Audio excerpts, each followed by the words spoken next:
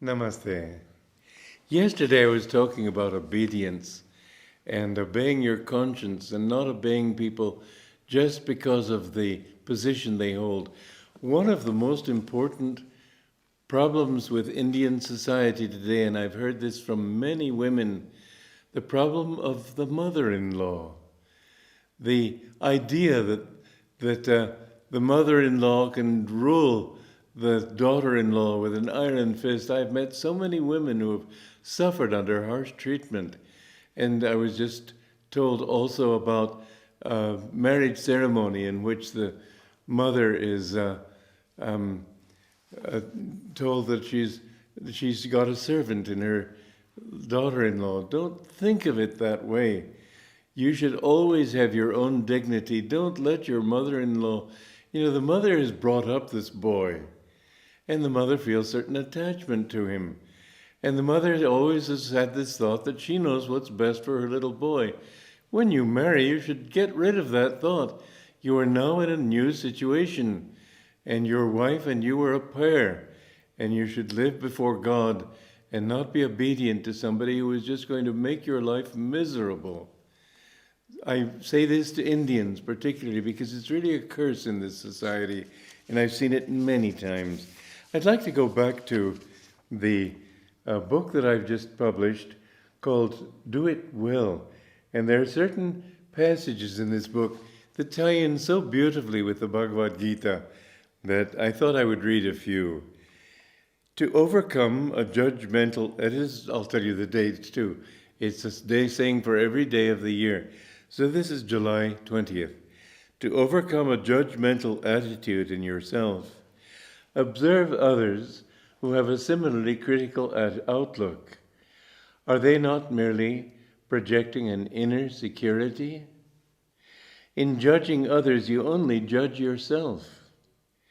Offer kind acceptance to everyone. By doing so, you will not only deepen your faith in God, but will acquire faith in your own high potential. Now, judgmentalism is always a projection of something inside us.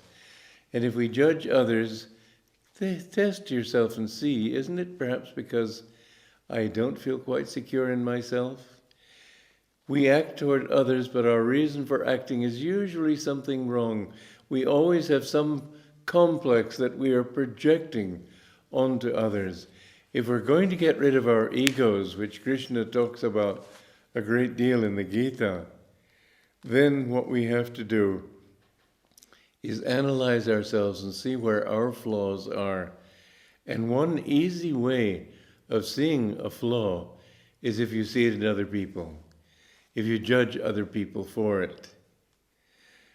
If you look at yourself, you will see that your view of the world is created by your attitudes. And if you have a negative view toward others, toward the world, toward anything, it's wrong with you.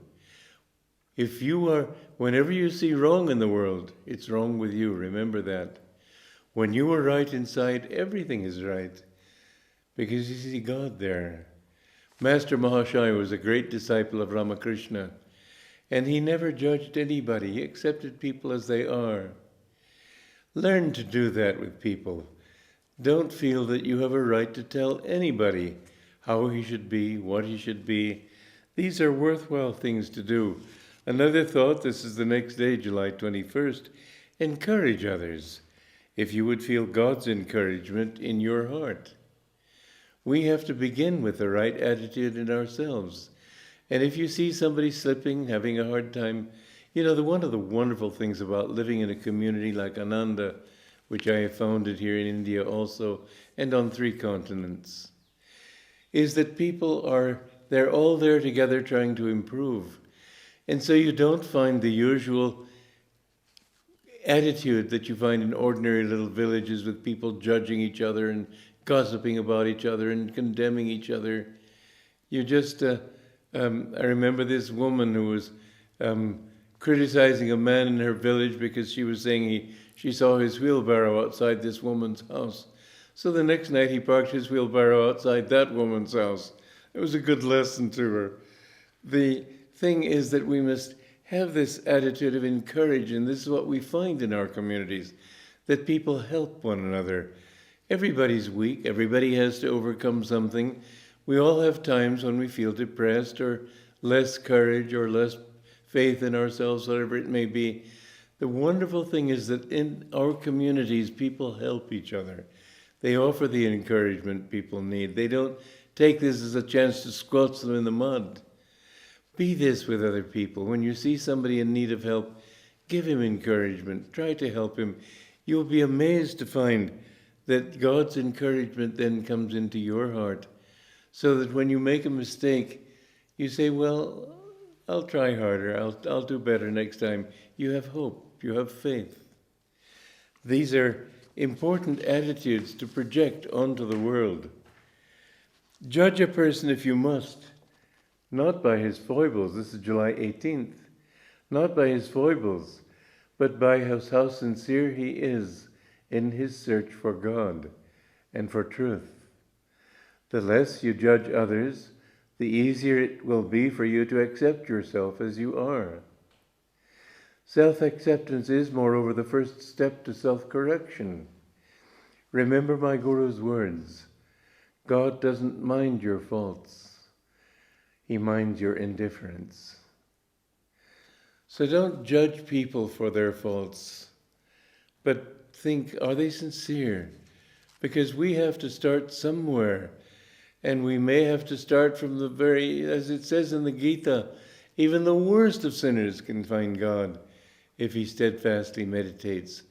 So don't worry about people's faults. Just see, are they sincere in their effort to improve? Because if they are, then they're on the path to enlightenment. Sincerity is the most important quality you can have.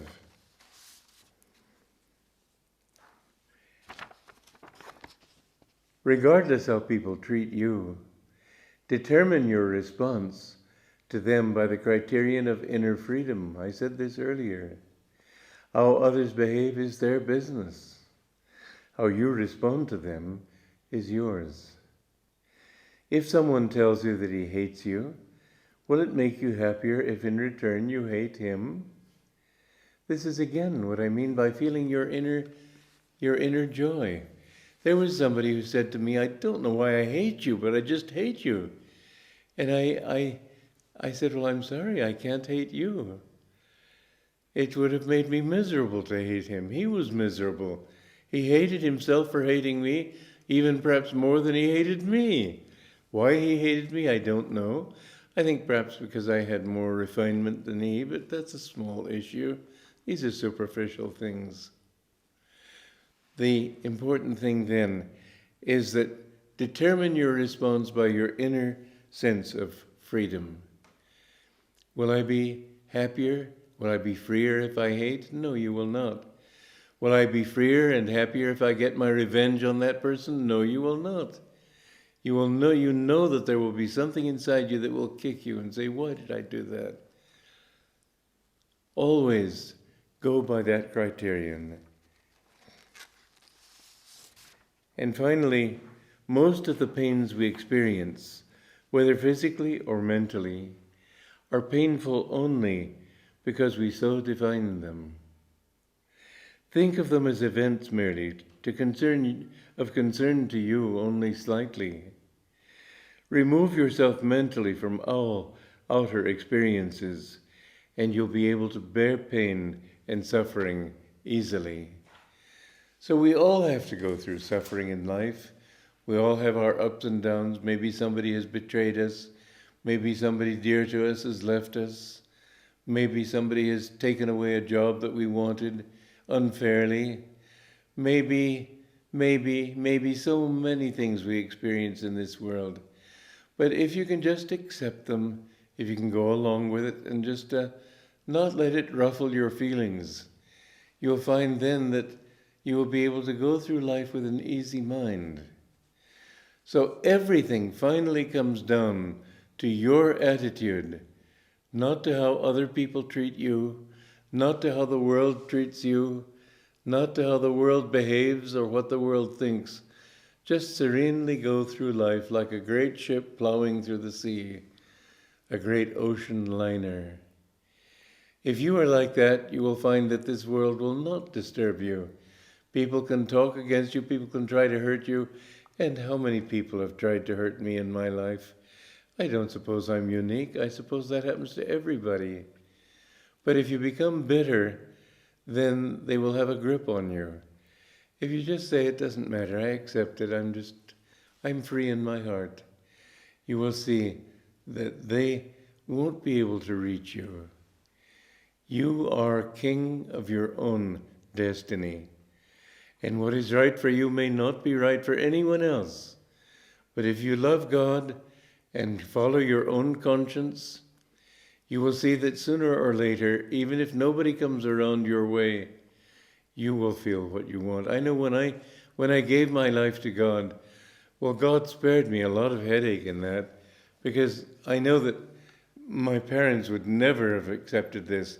And I myself was doing something, it seemed utterly scatterbrained, leaving everything to follow a religion I knew nothing about, but I knew it was right for me. And the blessing that God gave me was that He had sent, I should say, God sent my father to Egypt to be the oil exploration manager for Esso there. The day that I put my mother on the ship was when I found Autobiography of a Yogi. And they were stuck over there. There was no way they could fly back easily to try to stop me. I was already with Yogananda. I'd become his disciple. I had made my choice. So God helped me out in that. But they would certainly have done their best, and I know that my father tried his best afterwards, but I was absolutely firm. I had finally to write to him, and I said, I love you as my father, but I ask you please to remember this fact. You've only been my father for a few years. God has been my father for eternity. Whom am I more loyal to, my eternal Father, who is in heaven, or my earthly father, whom I will have to leave, or he will have to leave me sooner or later at death?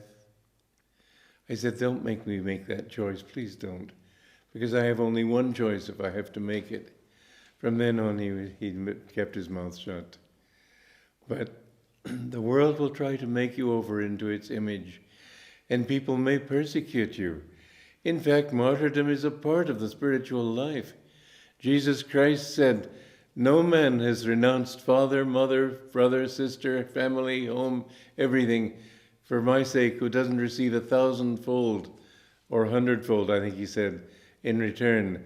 And he added, persecution. Remember, it is unfortunately a simple fact that if you live by your conscience, people will try to pull you down. I used to think if I had become a drunkard, would my family would my family have treated me that way then? I think they'd have felt sorry, yes, of course, but I don't think they'd have tried as hard as they did to pull me away from what I was doing.